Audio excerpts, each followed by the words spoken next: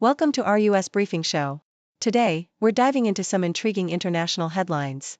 First up, in Hong Kong, Jimmy Lai's rights claims are under scrutiny as the court questions whether his social media activities promoting Western sanctions and anti-government sentiments are truly protected rights or something more serious under the national security law. The trial is ongoing, and Lai faces charges of conspiracy and collusion with foreign forces. Next, in Europe, NATO defense leaders are preparing for a big virtual meeting to discuss Ukraine's security. They're exploring options like peacekeeping forces and increased regional defenses, aiming to secure peace despite ongoing Russian attacks. Countries like Germany and Latvia are stepping up their military and border efforts to support Ukraine's resilience. Finally, Russia is offering India a special mechanism to keep buying its oil, despite US warnings and tariffs. This move highlights the complex dance of diplomacy and economic strategies as India looks to strengthen ties with Russia and China, with high-level meetings scheduled before the end of the year. Please continue to stay tuned for more details. The South China Morning Post vividly recounts the tense courtroom drama unfolding in Hong Kong, where Jimmy Lai, the outspoken media tycoon and founder of Apple Daily, faces charges under the national security law. The judges, expressing skepticism about the defense's portrayal of Lai's actions as protected free speech, grapple with the nuances of political dissent versus criminal intent. Lai's legal team passionately argues that opposing government policies, criticizing police brutality, and supporting sanctions are fundamental rights, not criminal acts. Prosecutors, however, depict Lai as a conspirator who used his media platform and social media to incite discontent and collude with foreign forces, aiming to undermine China's sovereignty. The courtroom is charged with the tension of contrasting views. Lai's personal opinions and activism are scrutinized against claims of a broader conspiracy to destabilize the state, with Lai's prolonged detention highlighting the high stakes of this legal confrontation.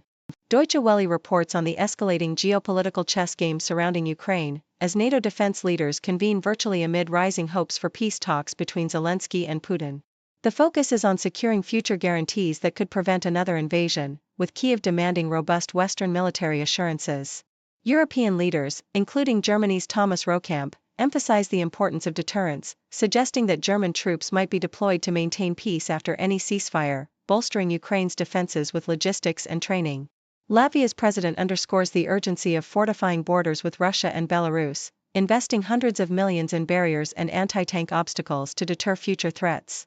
Amid ongoing Russian attacks, including strikes on Ukrainian infrastructure and drone skirmishes, the international community remains divided on the role of Western troops, with some leaders advocating for a strong military presence as the ultimate safeguard against renewed conflict, reflecting a continent on edge and seeking stability through strategic alliances. The South China Morning Post reports that Russia is actively maintaining its oil exports to India through a special mechanism, despite increasing pressure from the United States. Russian officials in New Delhi emphasize that their ongoing supplies are unaffected by Washington's warnings and tariffs, which have surged to 50% on Indian goods and include a 25% tariff specifically targeting Russian oil imports. Roman Babushkin, Russia's charge d'affaires in India, confidently states that Russia offers Indian buyers discounts of 5 to 7% and has recently begun accepting payments in Indian rupees, ensuring the continuity of oil trade. This strategic move aligns with Russia's broader goal of strengthening its partnership with India and China, as Moscow hopes to revive trilateral talks aimed at fostering a greater Eurasian partnership, with Russian President Vladimir Putin scheduled to meet Indian Prime Minister Narendra Modi in New Delhi later this year. Meanwhile, CNN highlights McDonald's strategic response to the rising perception that its menu has become prohibitively expensive. In an effort to restore its reputation for affordability, the fast food giant is implementing a significant price cut on 8 popular combo meals, reducing their cost by 15%, with support from franchisees.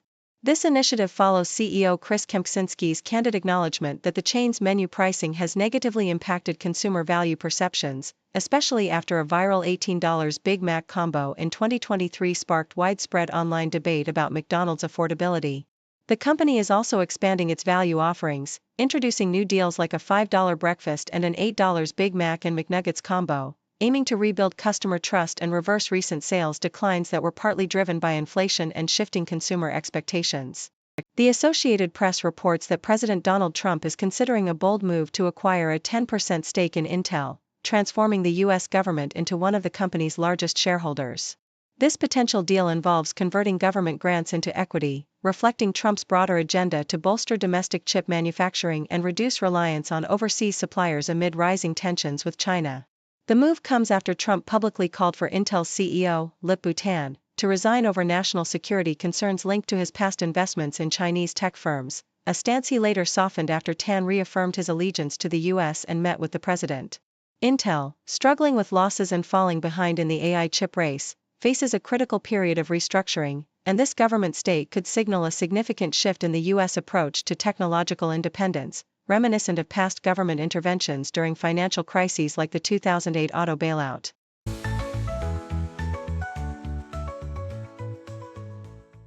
The Associated Press vividly captures the mounting fears among immigrant communities in Central Florida as hurricane season coincides with an aggressive crackdown on undocumented immigrants. Maria, a Mexican agricultural worker living in Apopka, finds herself caught between the threat of natural disasters and the peril of immigration enforcement, which has made even neutral spaces like shelters and emergency centers unsafe. The Trump administration's policies, including hundreds of law enforcement agencies signing agreements to perform immigration checks and the construction of detention facilities such as Alligator Alcatraz, have deepened mistrust and heightened risks. During floods and emergencies, families hesitate to seek help or evacuate, fearing detention or deportation, even as local efforts to communicate safety information in multiple languages and keep shelters accessible strive to support vulnerable populations. Nonprofits like Hope Community Center are working tirelessly, translating emergency messages and conducting door-to-door checks, but the community remains in a state of constant emergency, with daily crises overshadowing hurricane preparedness. Deutsche Welle reports on the escalating tensions and military developments in the Middle East, where Israel has approved a contentious plan to expand settlements in the West Bank, specifically in the E1 area, which critics warn would effectively fragment Palestinian territories and undermine the possibility of a two-state solution. This move, announced by far-right Finance Minister Bezalel Smotrich, has drawn international condemnation and is viewed as a significant obstacle to peace. Meanwhile, Israel is mobilizing approximately 60,000 reservists in preparation for a new phase of conflict in Gaza, with plans reportedly underway to take control of Gaza City, a move that could trigger a humanitarian catastrophe. The Israeli military's preliminary approval for a full takeover, coupled with ongoing hostilities and Hamas's active regrouping, has sparked fears of mass displacement and increased violence, drawing criticism from countries worldwide. As the conflict intensifies, the Palestinian population faces imminent danger, with the potential for widespread suffering and further destabilization of the already volatile region. Thank you for tuning in. The content above showcases the latest briefing reports and analytical synopses, thoughtfully curated by the S.Do team. These insights stem from a wide array of reputable media outlets, think tanks, government sources, and specialized experts worldwide.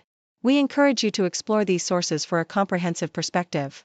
Keep in mind that while the content may not always align with the official standpoint of S.Do Brief, it's not meant to be taken as absolute directives for decision-making. Comprising seasoned media professionals, learned scholars, and accomplished scientists, the S.Do team embodies a trailblazing, fully independent media entity. To customize S.Do Brief to meet your professional needs, you have the option to subscribe to a diverse array of briefings on our website, sixdobrief.com. Regardless of your location, you can conveniently receive S.Do Brief via email.